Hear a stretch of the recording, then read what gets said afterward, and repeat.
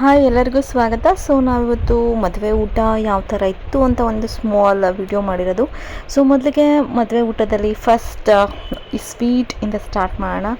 ಇದೊಂದು sweet yellow colour ನೀವು ನೋಡ್ತಾ ಇದ್ದೀರಾ. ಇದೊಂದು ಸಿಹಿ ತುಂಬ ಚೆನ್ನಾಗಿತ್ತು. ಆ್ಯಂಡ್ ಅದರಲ್ಲಿ ಗೋಡಂಬಿ ಆಗಿರ್ಬೋದು ಎಲ್ಲ ಚೆನ್ನಾಗಿತ್ತು. ಆ್ಯಂಡ್ ಸ್ವೀಟ್ ತುಂಬ ಚೆನ್ನಾಗಿತ್ತು, ಹಲ್ವಾ ಟೈಪು. ಆ್ಯಂಡ್ ನೆಕ್ಸ್ಟ್ ಇಲ್ಲಿ ಬಂದರೆ ಆಲೂ ಕಬಾಬ್. ಇದು ಸ್ಪೆಷಲ್ ಅಂತಲೇ ಹೇಳ್ಬೋದು. ಬಿಕಾಸ್ ಆಲೂ ಕಬಾಬ್ ನಾವು ತಿನ್ನೋವಾಗ ಆಲೂ ಅಂತ ನಮಗೆ ಗೊತ್ತಾಗ್ತಿತ್ತು ಯಾವಾಗ್ಲೂ. ಬಟ್ ಈ ಸಲ ತಿಂದಾಗ ಟಿಪಿಕಲಿ ನಿಮಗೆ ಚಿಕನ್ ಕಬಾಬ್ ಥರನೇ ಇತ್ತು. ಸೊ ಎಲ್ಲೂ ನಿಮಗೆ ಆಲೂ ಅಂತ ಅನಿಸೋದೇ ಇಲ್ಲ. ಟೇಸ್ಟ್ ವೈಸ್ 99% ನಿಮಗೆ ಡಿಟ್ಟೋ ನಿಮ್ಗೆ ಏನು ಅನಿಸುತ್ತೆ, ಚಿಕನ್ ಕಬಾಬ್ ಅಂತಲೇ ಅನಿಸುತ್ತೆ.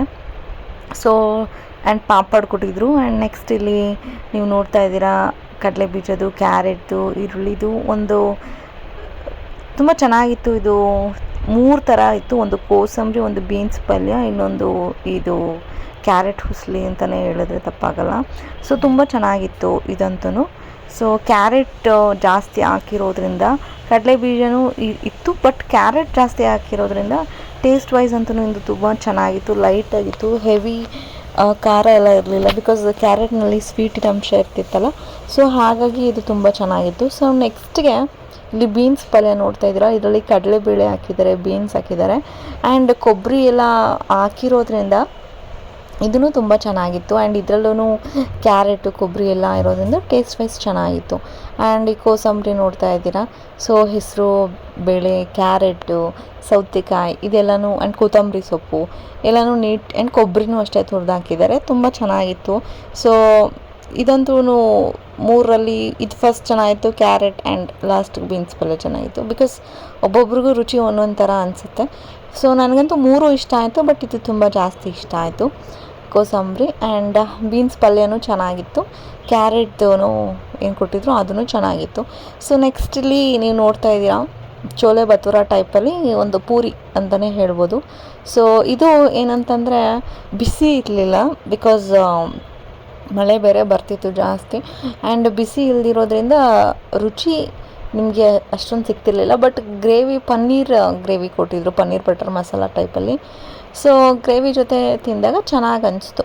ಆ್ಯಂಡ್ ಇಲ್ಲಿ ಚಿರೋಟಿದು ಒಬ್ಬಟ್ಟು ಥರ ಹೋಳಿಗೆ ಕೊಟ್ಟಿದ್ದಾರೆ, ಚಿರೋಟಿ ಹೋಳಿಗೆ. ಸೊ ಇದರಲ್ಲಿ ಸಿಹಿ ಅಂಶ ಲೈಟಾಗಿತ್ತು, ಚೆನ್ನಾಗಿತ್ತು. ಬಟ್ ಏನಂದರೆ ತುಂಬ ಸಿಹಿ ಇದ್ದಾಗ ತಿನ್ನೋಕ್ಕಾಗಲ್ಲ. ಇದು ಲೈಟಾಗಿರೋದ್ರಿಂದ ಇದು ಚೆನ್ನಾಗಿತ್ತು. ಚಿರೋಟಿ ಹೋಳಿಗೆನೂ ಚೆನ್ನಾಗಿತ್ತು. ಇದೂ ಅಷ್ಟೇ ಬಿಸಿ ಇರಲಿಲ್ಲ. ಬಿಕಾಸ್ ತುಂಬ ಜನಕ್ಕೆ ಮಾಡಬೇಕಂದ್ರೆ ಬಿಸಿ ಬಿಸಿ ಕೊಡಬೇಕಂತಂದರೆ ಲೇಟಾಗಿ ಹೋಗುತ್ತೆ. ಸೊ ಮಾಡಿ ಇಟ್ಬಿಟ್ಟಿರ್ತಾರೆ. ಸೊ ಹಾಗಾಗಿ ಸ್ವಲ್ಪ ಆರೋಗಿತ್ತು. ಆ್ಯಂಡ್ ದೋಸೆನೂ ಅಷ್ಟೇ ಬಿಸಿ ಇರಲಿಲ್ಲ. ಬಟ್ ಟೇಸ್ಟ್ ಚೆನ್ನಾಗಿತ್ತು. ಬಟ್ ಬಿಸಿ ಇದ್ದಿದ್ರೆ ಇನ್ನೂ ರುಚಿ ಸಿಗ್ತಾಯಿತ್ತು. ಆ್ಯಂಡ್ ದೋಸೆಗೆ ಆಲೂಗಡ್ಡೆ ಪಲ್ಯ ಮತ್ತು ಚಟ್ನಿ ಕೊಟ್ಟಿದ್ರು. ಸೊ ಚಟ್ನಿ ಜೊತೆನೂ ದೋಸೆ ಚೆನ್ನಾಗಿತ್ತು. ಆ್ಯಂಡ್ ಆಲೂಗಡ್ಡೆ ಪಲ್ಯ ಜೊತೆನೂ ಅಷ್ಟೇ ದೋಸೆ ಚೆನ್ನಾಗಿತ್ತು. ಸೊ ಇದು ಮಸಾಲ ದೋಸೆ ಟೈಪ್ ಕೊಟ್ಟಿದ್ದಾರೆ. ಬಟ್ ಒಳಗಡೆ ಮಸಾಲೆ ಹಚ್ಚಿಲ್ಲ, ಜಸ್ಟ್ ಆಲೂಗಡ್ಡೆ ಪಲ್ಯ, ದೋಸೆ, ಚಟ್ನಿ, ಖಾರ ಹಚ್ಚಿರಲಿಲ್ಲ. ಬಟ್ ಚಟ್ನಿನಲ್ಲೇ, ಆಲೂಗಡ್ಡೆ ಪಲ್ಯನಲ್ಲೇ ಖಾರ ಲೈಟಾಗಿತ್ತು. ಸೊ ಹಾಗಾಗಿ ಟೇಸ್ಟ್ ವೈಸ್ ಚೆನ್ನಾಗೇ ಇತ್ತು. ಸೊ ಮಸಾಲ ದೋಸೆನೂ ಚೆನ್ನಾಗಿತ್ತು, ಪೂರಿನೂ ಚೆನ್ನಾಗಿತ್ತು. ಸೊ ಇದನ್ನು ನೀವು ನೆಕ್ಸ್ಟ್ ನೋಡ್ತಾ ಇದ್ದರೆ ರೈಸ್ ಕೊಟ್ಟಿದ್ದಾರೆ. ಸೊ ಇದು ಮಶ್ರೂಮ್ ಬಿರಿಯಾನಿ ಟೈಪ್ ಕೊಟ್ಟಿರೋದು, mushroom pulao, mushroom biryani type. So ಅದಕ್ಕೆ ಮೊಸರು ಬಾಜಿ ಕೊಟ್ಟಿದ್ದಾರೆ. ಸೊ ಅದಕ್ಕಿಂತ ಮುಂಚೆ ದೋಸೆ ಫುಲ್ ಖಾಲಿ ಮಾಡಿ ನೆಕ್ಸ್ಟ್ ನಾನು ರೈಸ್ ಈಗ ಟ್ರೈ ಮಾಡಬೇಕು. ಸೊ ದೋಸೆ ಅಂತೂ ಚೆನ್ನಾಗಿತ್ತು. ಬಟ್ ಆರಿರೋದ್ರಿಂದ ಸ್ವಲ್ಪ ಗಟ್ಟಿ ಇತ್ತು ನೋಡಿ. ಹಾಗಾಗಿ ಅದೊಂದೇ ಪ್ರಾಬ್ಲಮ್, ಆರಿತ್ತು, ಹಾಗಾಗಿ ಅಷ್ಟೇ. ಸೊ ನೆಕ್ಸ್ಟ್ ಇಲ್ಲಿ ಮಶ್ರೂಮ್ ಬಿರಿಯಾನಿಗೆ ಮೊಸರು ಬಾಜಿ ಕೊಟ್ಟಿದ್ದಾರೆ, ಅಂದರೆ ರಾಯ್ತ ಕೊಟ್ಟಿದ್ದಾರೆ. ಜೊತೆಗೆ ಪನ್ನೀರ್ ಬಟರ್ ಮಸಾಲ ಏನಿತ್ತು ಅದ್ರ ಜೊತೆನೂ ತಿನ್ಕೋಬೋದು. ಚಟ್ನಿ ದೋಸೆಗೆ ಏನು ಕೊಟ್ಟಿದ್ರು ಅದ್ರ ಜೊತೆನೂ ತಿನ್ಕೋಬೋದು.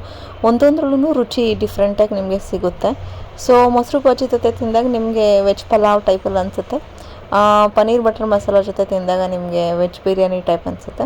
ಚಟ್ನಿ ಜೊತೆ ತಿಂದಾಗ ಟಿಪಿಕಲ್ ನಾವು ಲೋಕಲ್ ಸ್ಟೈಲಲ್ಲಿ ಹಂಗೆ ಚಟ್ನಿ ಜೊತೆ ತಿಂದಾಗ ಚೆನ್ನಾಗಿ ಅನಿಸುತ್ತೆ, ಆ ರೀತಿ ಅನಿಸುತ್ತೆ. ಸೊ 3ರಲ್ಲೂ ನೀವು ತಿನ್ಬೋದು. ಆಪ್ಷನ್ಸ್ ಯಾವುದ್ರಲ್ಲಿ ತಿಂದ್ರೂ ಚೆನ್ನಾಗೇ ಅನಿಸುತ್ತೆ.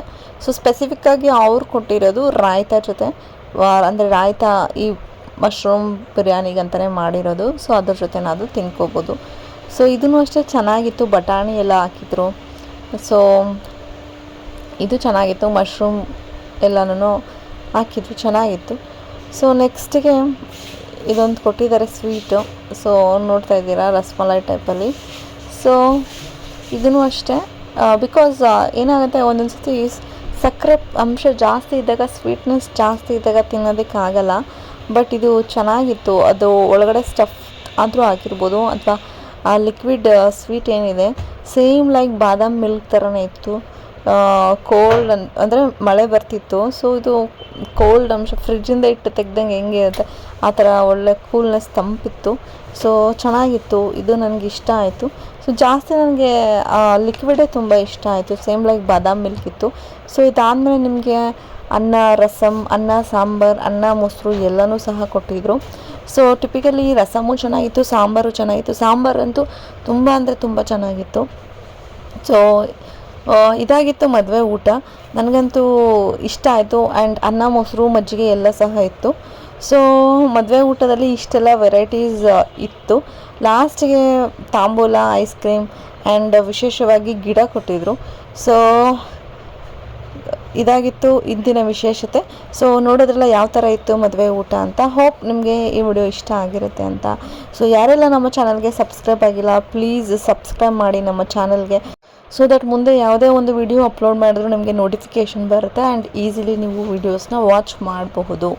ಸೊ ಮತ್ತೊಮ್ಮೆ ನಿಮಗೆ ಈ ವಿಡಿಯೋ ಇಷ್ಟ ಆಗಿರುತ್ತೆ ಅಂತ ಭಾವಿಸ್ತಾ ಮುಂದಿನ ವಿಡಿಯೋದಲ್ಲಿ ಸಿಗ್ತೀನಿ. ಅಲ್ಲಿವರೆಗೂ ಎಲ್ರಿಗೂ ಧನ್ಯವಾದಗಳು ವೀಕ್ಷಕರೇ. Thank you.